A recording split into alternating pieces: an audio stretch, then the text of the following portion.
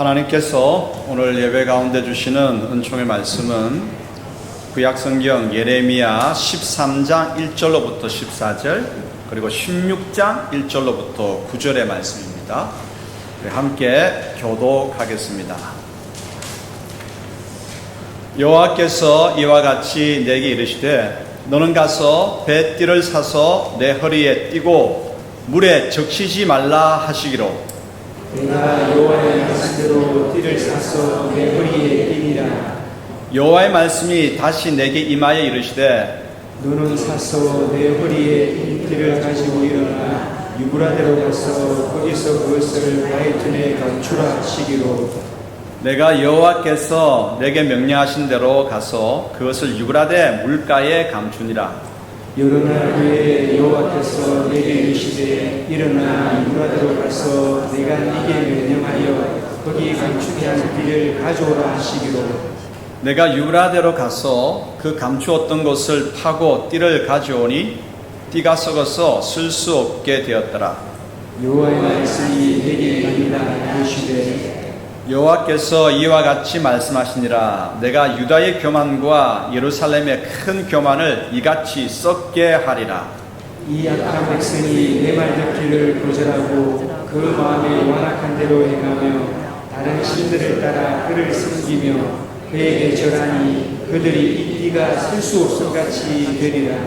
여호와의 말씀이니라. 띠가 사람의 허리에 속한 같이 내가 이스라엘 온 집과 유다 온 집으로 내게 속하게 하여 그들로 내 백성이 되게 하며 내 이름과 명예와 영광이 되게 하려 하였으나 그들이 듣지 아니하였느니라.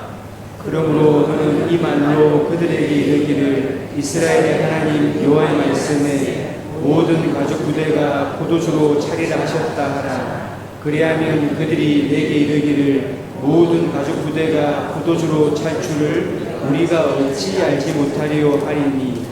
너는 다시 그들에게 이르기를 여호와의 말씀에 보라 내가 이 땅의 모든 주민과 다윗의 왕위에 앉은 왕들과 제사장들과 선지자들과 예루살렘 모든 주민으로 잔뜩 취하게 하고 또 그들로 피차 충돌하여 상하게 하되 조자 사이에도 그렇게 할 것이라.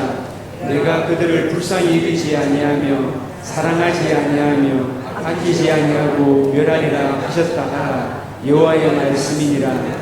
16장 1절의 말씀입니다. 여호와의 말씀이 또 내게 임하여 이르시되 너는 이 땅에서 아내를 맞이하지 말며 자녀를 두지 말지니라.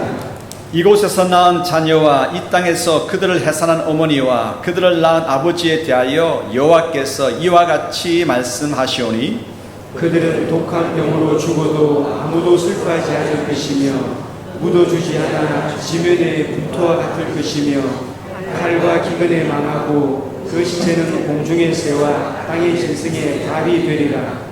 여호와께서 이와 같이 말씀하시되 조상집에 들어가지 말라. 가서 통곡하지 말며 그들을 위하여 애곡하지 말라. 내가 이 백성에게서 나의 평강을 빼앗으며 인자와 사랑을 제함이라. 여호와의 말씀이니라. 큰 자든지 작은 자든지 이 땅에서 죽으리니 그들이 매장되지 못할 것이며 그들을 위하여 애곡하는 자도 없겠고 자기 몸을 베거나 머리털을 미는 자도 없을 것이며 그 죽은 자로 말미암아 슬퍼하는 자와 떡을 떼며 위로하는 자가 없을 것이며 그들의 아버지나 어머니의 상사를 위하여 위로의 잔을 그들에게 마시게 할 자가 없으리라. 너는 잔치집에 들어가서 그들과 함께 앉아 먹거나 마시지 말라. 만군의 여호와 이스라엘의 하나님께서 이와 같이 말씀하시니라. 보라 기뻐하는 소리와 즐거워하는 소리와 신랑의 소리와 신부의 소리를 내가 내 목전 내 시대에 이곳에서 끊어지게 하리라. 아멘. 온 마음 다하여 하나님을 경배하는 것 우리 가운데 항상 있게 되기를 소원합니다. 그런데 하나님의 징계와 하나님의 형벌이 우리에게 임하게 된다면 누군들 하나님의 징계와 형벌 받기를 원하겠습니까?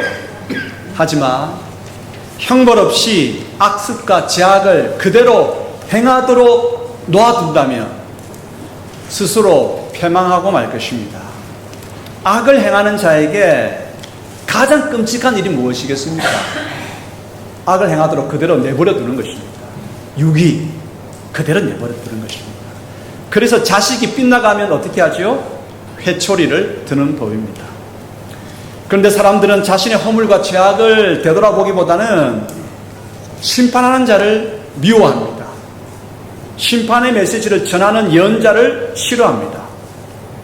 하지만 심판의 경고를 듣고 돌이켜야 삽니다. 선지자 예레미야인들 한두 번도 아니고 계속 심판의 메시지를 전하고 싶었겠습니까? 하지만 듣고 돌이켜서 하나님의 말씀에 순종하는 삶이 있어야 살 수 있기 때문에, 그렇기 때문에 예레미야는 심판의 메시지를 전하고 또 전하는 것이죠. 돌이키도록 심판의 실행을 하나님께서는 유보하십니다. 그러면서 또 심판 메시지를 들려주시고 또 심판의 실행을 유보하십니다. 유보하시고 심판의 실행을 처리하시고 그러면서 계속 심판 메시지, 돌이키라. 죽음이 다가온다. 돌이키라. 이 말씀을 예레미야 1장부터 예레미야 25장까지 끈질기게 선포하시는 것입니다. 끈질기다. 이 말을 바꾸면 어떨까요? 지겹도록 선포하십니다. 하나님은 유다의 만력뿐만 아니라 오늘 우리에게도 예레미야의 말씀을 통해서 우리로 하여금 죄악에서 돌이키고 말씀에 순종하며 살아가도록 촉구하십니다. 하나님은 심판의 메시지를 이런저런 다양한 방법으로 우리에게 전하고 있습니다. 다양한 방법으로 어떻게든 들을 수 있도록, 그래서 다양하게 들려주십니다. 특별히 예언자의 상징적인 삶, 상징적인 행동을 통해서 백성들이 잘 보고 알아듣고 돌이키도록 하십니다. 상징적인 행동. 이 상징적인 행동은 입만 가지고 선포하는 것이 아니라 심판을, 온몸으로 심판을 전하는 것입니다. 상징적인 행동. 그래서 온몸으로 심판의 메시지를 전함으로써 제발 돌이키라고 하는 하나님의 안타까운 심정을 전하고 있습니다. 오늘 우리가 읽은 본문에는 예레미야가 세 가지 예언적 상징 행동으로 심판 메시지를 온몸으로 전하고 있습니다. 세 가지 예언적 상징 행동은 썩은 뱃띠, 그리고 포도주로 가득 찬 가죽 부대, 그리고 독신의 삶입니다.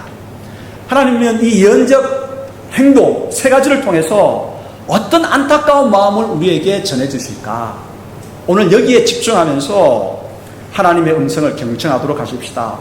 단순히 지식적으로 알고 넘어가는 것이 아니라 그랬구나, 그런 뜻이구나가 아니라 오늘 나에게 주시는 하나님의 음성, 이 시간 나에게 하나님께서 말씀하시는 그 음성으로 듣고 회개하고 돌이키고 변화의 첫걸음을 내딛는 시간 되기를 축복합니다. 하나님께서 먼저 말씀하십니다. 교만하지 말고 겸손히 하나님께 기대어 의지하여 살라 말씀하십니다. 하나님은 예레미야에게 배띠를 사서 허리에 띠고 다니라고 하셨습니다. 한동안 예언자가 배띠를 사서 허리에 띠고 다녔습니다. 사람들이 그것을 보았지요. 가끔 허리에 찬 띠를 풀어가지고는 높이 들고 이렇게 이야기했습니다. 내 허리에 찬 띠를 보라 외쳤습니다. 그럴 때마다 사람들은 이 예언자가 무슨 말을 하려고 할까 하면서 쳐다보았습니다. 그런 다음에 하나님께서 이렇게 말씀하셨습니다. 그 띠를 유프라테스 강가 바위 틈에 숨겨두라고 하셨습니다. 유다 백성들은 예언자 예레미야를 볼 때마다 뭔가 이상하다고 느꼈습니다. 뭔가 좀 달라졌는데 무엇이 달라졌는지는 모르겠거든요. 달라졌는데 하나님은 얼마 후 예레미야에게 그 띠를 다시 찾아오도록 하셨습니다. 찾으러 갔을 때 그 띠는 이미 썩어버려서 쓸 수가 없었습니다. 하지만 썩어버린 뱃띠를 가지고 와서 백성들에게 보여주면서 이야기했습니다. 썩어버린 이 뱃띠를 보라고 예언했습니다. 그자 백성들이 깔깔거리면서 웃습니다. 저런 바보 같은 예언자가 있나? 배로 만든 띠를 구입했으면 허리에 차는 법이지 왜 물에 넣어두기는 왜 넣어둬? 그러면 당연하게 썩지. 정말 어리석네 하면서 깔깔거리고 비아냥거렸습니다. 그 조롱하는 유다 백성을 향해서 하나님께서 왜 예레미야에게 예언적인 이 상징 행동을 하게 하셨는지 그 의미를 풀어주십니다. 예레미야 13장 9절로부터 11절 읽겠습니다. 여호와께서 이와 같이 말씀하시니라. 내가 유다의 교만과 예루살렘의 큰 교만을 이같이 썩게 하리라. 이 악한 백성이 내 말 듣기를 거절하고 그 마음에 완악한 대로 행하며 다른 신들을 따라 그를 섬기며 그에게 절하니 그들이 이 띠가 쓸 수 없음같이 되리라. 여호와의 말씀이니라. 띠가 사람의 허리에 속함같이 내가 이스라엘 온 집과 유다 온 집으로 내게 속하여 그들로 내 백성이 되게 하며 내 이름과 명예와 영광이 되게 하려 하였으나 그들이 듣지 아니하였느니라. 아멘. 여러분, 배띠가 물에 들어가면 땅에 습기진 곳에 땅에 떨어지면 시간이 흐르다 보면 썩게 마련인 것을 누구나 다 알고 있습니다. 그런데 왜 그렇게 하라고 하나님께서 하실까요? 이 썩은 배띠는 유다와 예루살렘을 가리킵니다. 그들이 너무 교만하여서 하나님께서 이 교만한 그들을 썩게 하실 것을 말씀하시는 상징이죠. 연적 상징 행동이죠. 썩음이라고 하는 것은 나라의 패망입니다. 배띠는 허리에 매여 있을 때 제 기능을 발휘합니다. 유다도 마찬가지입니다. 하나님을 의지하고 유다가 여호와의 말씀에 순종하며 살아갈 때 유다는 온 나라에 복을 흘려보내는 복의 나라가 될 것입니다. 하나님 이것을 기뻐하시고 이것을 원하셨죠. 그래서 모든 열방이 유다를 보고 유다를 그렇게 이끄시는 하나님을 보고 칭찬할 것입니다. 여러분, 허리에 찬 띠, 벨트, 경기에서 우승하면 무슨 벨트를 찹니까? 아시면서 왜 모른 척 하십니까? 챔피언 벨트, 우승 벨트를 찹니다. 왕의 허리에는 무엇이 채워집니까? 예, 왕의 허리띠가, 본인을 나타내는 허리띠가 채워집니다. 정말 멋지고 영광스럽습니다. 하나님께서는 유다가 말씀을 따라 행함으로 말미암아서 세상에 복과 은혜를 흘려보내는 그런 나라가 되기를 원하셨습니다. 그래서 하나님의 허리춤에 채워진 영광스러운 복의 나라가 될 수 있도록 그렇게 원하셨습니다. 그러한 영광 가득한 하나님 허리춤에 띄어진 띠가 되기를 원하셨지만, 하지만 하나님 없이도 얼마든지 나라를 꾸려갈 수 있고 내 삶을 꾸려갈 수 있다라고 교만하였습니다. 자꾸 하나님께서 간섭하시는 것이 싫습니다. 이렇게 하지 말라. 이것은 행하지는 안 된다. 이렇게 행하라. 아유, 하나님 한두 번도 아니고 좀 그만하시지요. 하나님을 떠나버립니다. 얼마든지 하나님 없이도 자기의 능력과 그러한 지식으로 삶들을 꾸려갈 수 있다고 생각했습니다. 나라를 이루어갈 수 있다고 생각했습니다.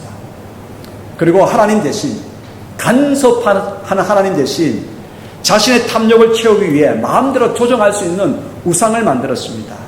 처음에는 우상을 자기의 탐욕을 이루기 위해서 마음껏 조정할 수 있었습니다. 그런데 우상은 죽은 것이지만, 아무런 일도 할 수 없는 것이지만, 우상 뒤에 무엇이 있습니까? 우상 뒤에는 우상을 가지고 사람들을 점령하는 악한 영들이 있습니다. 그래서 우상 숭배하지 말아야 돼요. 우상 숭배했다고 해서 뭐 당장 뭐 일이 나지 않습니다. 그러나 우상 숭배하다 보면 우상 뒤에 있는 악한 영들이 사람들을 붙들고 악의 권세 아래 끌고 가는 것입니다. 유다가 그랬습니다. 처음에는 자기 탐욕을 채우기 위해서 우상을 깎아 만들고 하나님 간섭보다 자기 마음껏 조정할 수 있는 우상을 만들고 좋아했습니다. 얼마든지 조정할 수 있었습니다.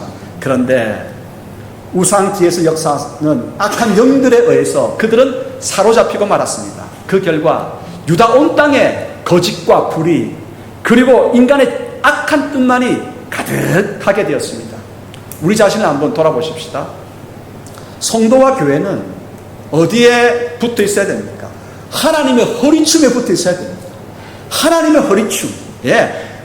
하나님의 허리에 단단히 붙들려 있을 때 우리는 빛나고 영광스럽게 됩니다.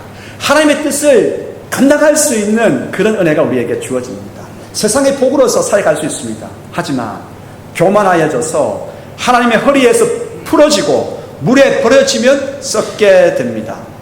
오늘 우리 자신을 다시 한번 돌아보십시다. 내가 맡은 직분, 나의 사업, 직장에 내가 맡은 업무, 가정의 모든 일들, 이 나라의 외교와 정치 어떻습니까? 내가 하려고 하고 있습니까? 아니면 하나님, 이 일에 대해서 하나님은 무엇이라고 말씀하십니까? 어떻게 하는 것이 하나님의 뜻입니까? 제가 무엇을 해야 될까요? 진짜 한 번이라도 물어본 적이 있으십니까? 진지하게 물어본 적이 있으십니까? 아니면 어떻게 하십니까?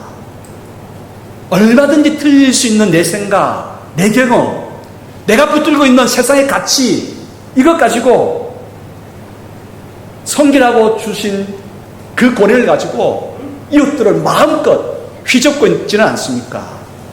나는 지금 어디에 머물고 있습니까? 교만으로 버려져서 오염되고 썩고 있지 않습니까?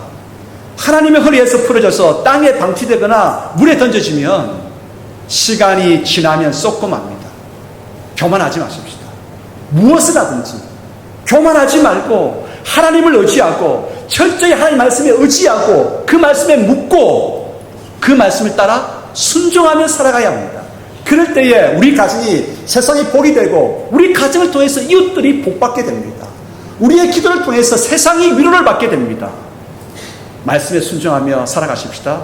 돌이켜야 합니다. 돌이키지 않으면 심판은 어김없이 닥칩니다. 두 번째 메시지입니다. 세상의 것에 취하지 말고 성령의 충만함을 받으라고 말씀하십니다. 하나님은 예레미야에게 모든 가죽 부대가 포도주로 차게 될 것을 예언하라고 하십니다. 그래서 예레미야는 한 손에는 가죽 부대를 손에 듭니다. 또 한 손에는 포도주를 손에 잡고 이 가죽 부대에 포도주가 철철철 넘치도록 이렇게 붓습니다. 부으면서 예언합니다. 유다의 모든 가죽 부대는 포도주로 차게 될 것이다. 그렇게 예언을 했습니다. 그저 유다 백성들이 또 깔깔깔거리면서 비아냥거립니다. 당연하지. 가죽 부대에 포도주가 차는 것은 당연하지. 가득 차야 되지. 하고 비아냥거렸습니다. 참으로 안타깝지요. 왜일까요? 가죽 부대가 포도주로 가득 차는 것은 그들이 독주에 취하여 탐욕을 위해 서로 물고 뜯다가 망하는 연적 행동이기 때문에 그러합니다. 그들은 당연하지, 가죽 부대는 포도주로 가득 차야지 하면서 자신들의 죄악을 깨닫지 못합니다. 자신들의 심판을 앞당기는 그러한 것을 자기의 입으로 예언을 앞당기고 있는 것입니다. 왕을 비롯한 유다 전체가 죄악의 독주에 취하여서 탐욕을 부리고 이웃의 삶을 황폐하게 만들고 상하게 만들고 그 결과 하나님은 유다를 패망시켜 버립니다. 죄악의 독주, 탐욕, 자기자랑, 야망, 재물, 세상의 명예와 권세, 쾌락 이런 것들에 취하면 세상은 어떻게 될까요?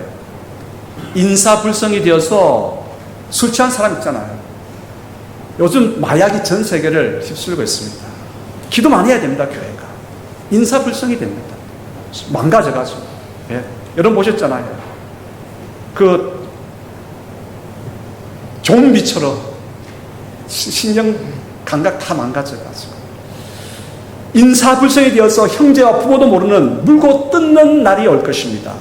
상대를 깔아뭉개야 내가 설 수 있기 때문에 온 땅은 전쟁과 갈등과 폭력과 무자비함과 불의와 거짓으로 가득하게 될 것입니다.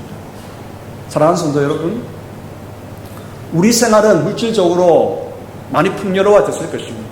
잘 살게 되었습니다. 하지만 죄악에 취하여 나를 드러내기에 바쁘고 탐욕을 부리면서 이웃을 함부로 대하고 있지 않습니까? 심판이 몰려오기 전에 얼른 깨달아야 합니다. 죄악의 포도주를 내 가죽부대에서 쏟아버리고 말씀의 생수를 내 가죽부대에 담아야 합니다. 성령의 기름을 내 마음의 가죽부대에 담아야 합니다. 그래야 삽니다. 에베소서 5장 18절 읽겠습니다. 술 취하지 말라. 이는 방탕한 것이니 오직 성령으로 충만함을 받으라. 아멘. 그렇습니다. 죄악의 독주에 취하면 영적인 감각까지 다 잃어버립니다. 상처가 나면 아파야 됩니다. 그렇지 않습니까? 가다가 넘어졌습니다. 그냥 넘어져서 무릎팍이 다 떼어졌습니다. 그러면 약을 발라야 되죠. 약을 바르고 물 같은 것들, 오염물질을 그곳에 대면 안 됩니다. 아프기 때문에 조심합니다. 아프지 아니하면, 여러분 독주에 취하면 아파도 아픈 줄 모릅니다. 그래서 어떡합니까? 물에도 들어갑니다. 오염물질, 그 속에도 들어갑니다. 그러다 보니까 썩고 문드러져서 결국은 죽게 되는 것입니다. 폐혈증이 왔어. 그렇습니다. 아픔을 인식할 수 있다라고 하는 것, 너무나 중요한 복입니다. 오늘 이 시대에 하나님께서 말씀하십니다. 너희에게 아픔을 아는 통각이 있느냐라고 말씀하십니다. 통각이 있으십니까? 통각이 있으십니까? 통각을 회복해야 됩니다. 오늘 내 심령 가운데, 우리 가정 속에, 이 교회 가운데, 이 나라 가운데에 아픔을 인식할 수 있는 통각을 성령님께 구해야 됩니다. 성령님, 통각을 회복시켜 주시옵소서. 그래야 아픔을 인식하고 울고 아픔을 잘 조심해서 그 상처를 관리함으로 하나님의 은혜로 말미암아서 그 상처 위에 새살이 오르기 시작하는 것입니다. 1장부터 25장까지 줄기차게 지겹도록 심판의 메시지를 선포하시는데 왜겠습니까? 제발 돌이키라고 하는 것입니다. 통각을 새롭게 함으로 아픔을 알고 우리가 각자 여러분, 우리 각자 아직도 끊어야 할 악습은 무엇입니까? 죄악은 무엇입니까? 우리 가정 속에 끊어내야 할 부분은 무엇입니까? 성령님 깨닫게 하여 주시옵소서. 간절하게 기도하여야 됩니다. 그러할 때에 하나님께서 우리에게 은혜를 베풀어 주십니다. 세 번째 메시지입니다. 심판의 예언은 철회되지 않음을 알라라고 말씀하십니다. 25장 계속해서 하나님께서 처리하시고 유보하시고 무엇을요? 심판 실행을 말입니다. 그런데 하나님께서 말씀하십니다. 이제 심판 예언은 처리되지 않는다라고 말씀하십니다. 그래서 예레미야를 부르십니다. 너는 이제 아내를 맞이하지 말라, 자녀를 두지 말라고 말씀하십니다. 여러분, 지금의 시대 속에서 이 말씀을 이해하면 안 됩니다. 저랑 같이 여행을 해보십시다. 자, 언제로 돌아가느냐 하면 타임머신을 타고 약 2500년에서 3000년 전으로 한번 타임머신을 타고 한번 돌아가 보십시다. 그때에는 이 말이 없습니다. 무슨 말이 없는지 아십니까? 독신이라고 하는 말이 없습니다. 그냥 때가 되면 같이 사는 거예요. 가정을 이루고. 너무나 보편적인 삶입니다. 같이 살면서 자녀를 놓는 것이 너무나 그냥 하나님께 주신 복입니다. 그런데 그러한 시대에 예레미야에게 하나님께서 예언 행동을 하라고 하는 것입니다. 이 예언 행동을 하라. 아내를 맞이하지 말라, 자녀를 두지 말라. 이 명령은 충격이고 파격입니다. 그 당시에는. 왜 그렇겠습니까? 이유가 뭐겠습니까? 심판의 때가 닥쳐가지고 이제 너무 많은 사람들이 심판을 위해서 죽게 되면 매장지도 없고 매장해줄 사람도 없습니다. 그때는 여러분, 가족이 없는 것이 복이기 때문이죠. 혼자 있는 것이 복입니다. 심판이 시작되면 큰 학살이 시작되어서 장례마저 치를 수 없고 조문은 사치입니다. 여러분, 결혼잔치, 기쁨의 노래와 춤 쓰십시다. 예. 부모의 장례도 함께 치를 사람이 없는데 언간생심이죠. 온 땅에 전염병과 기경과 학살로 너그러진 시신뿐입니다. 이러한 심판 결코 처리되지 아니하고 우리에게 닥칩니다. 무엇을 통해서 보여주십니까? 예레미야가 온몸으로 삶을 통해서 보여주고 있습니다. 독신으로. 그 당시에 독신이라고 하는 단어가 없습니다. 독신으로 보여주는 것입니다. 심판은 불어닥친다고 사람들은 생각합니다. 예레미야가 예언 활동을 한 20년에서 한 40년 정도 한 것으로 추정이 돼요. 그동안 사람들은 생각합니다. 저 예언자는 왜 혼자 지낼까? 제사장의 후예이기 때문에 가정을 이루고, 제사장 가문이기 때문에 가정을 이루고 자녀를 놓고 사는 것이 백성들에게 모험이었고 율법에도 맞는 법인데 왜 저렇게 혼자 지낼까? 예언적인 상징 행동이죠. 무엇을 보여줍니까? 어김없이 닥칠 참혹한 심판을 온몸으로 보여주는 것입니다. 사랑하는 성도 여러분, 하나님 없이도 얼마든지 내 지혜와 병과 능력으로 내 삶을 잘할 수 있다고 생각하십니까? 자녀 교육 잘할 수 있다고 생각하십니까? 사업 잘할 수 있다고 생각하십니까? 교회 그렇게 꾸려갈 수 있다고 생각하십니까? 나라의 정치와 외교를 그렇게 할 수 있다고 생각하십니까? 아셔야 합니다. 자만한 결과 어떻게 되었습니까? 죄악의 독주에 취하여서 탐욕을 부린 결과가 어떻게 되었습니까? 하나님 대신 우상을 섬긴 결과가 어떻게 되었습니까? 멸망과 죽음뿐이었습니다. 예레미야는 세 가지 예언적 상징 행동을 우리에게 보여주고 있습니다. 온몸으로 심판 예고를 들려주고 있습니다. 하나님의 말씀에 순종하며 돌아가십시다. 오늘 하나님께서는 말씀하시는 하나님이십니다. 말씀하시는 그분 앞에 앉았을 때 우리는 살 수 있습니다. 여러분, 하나님 말씀하십니다. 오늘 우리와 함께 하십니다. 이곳에 계십니다. 어떻게 할 수 있습니까?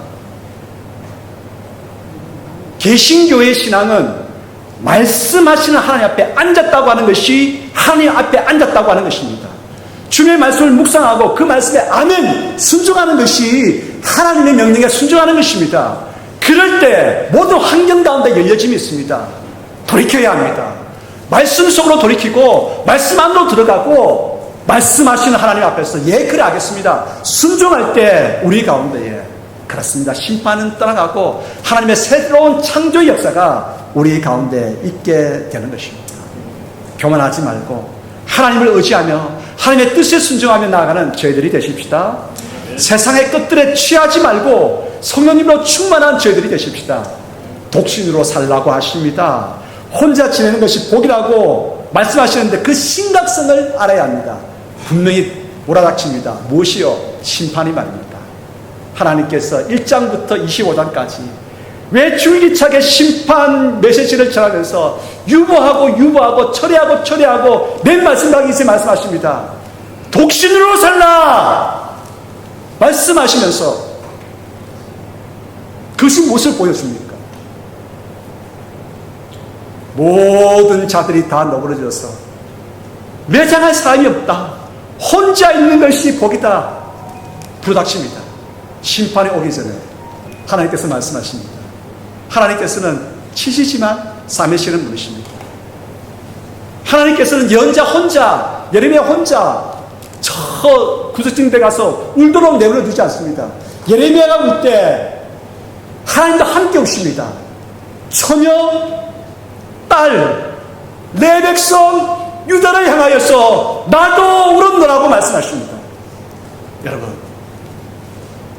여러분들 개인적으로 어떤 죄악을 끊어야 합니까? 어디에서 돌이켜야 합니까? 어떤 직단적인 행동에서 우리가 벗어나야 합니까? 기도하십시다.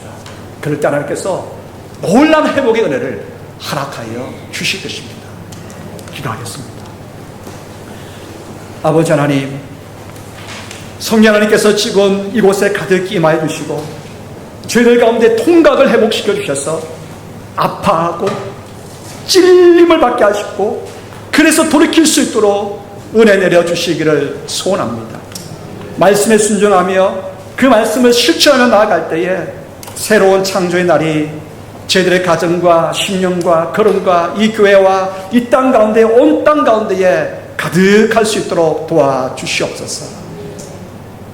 열린 길을 허락하여 주시고 뜬 눈을 허락하여 주시고 주님 아버지의 음성을 듣고 돌이키는 하나님의 자녀들이 다 되어줄 수 있도록 도와주시옵소서. 예수 그리스도 이름으로 기도드리옵나이다. 아멘.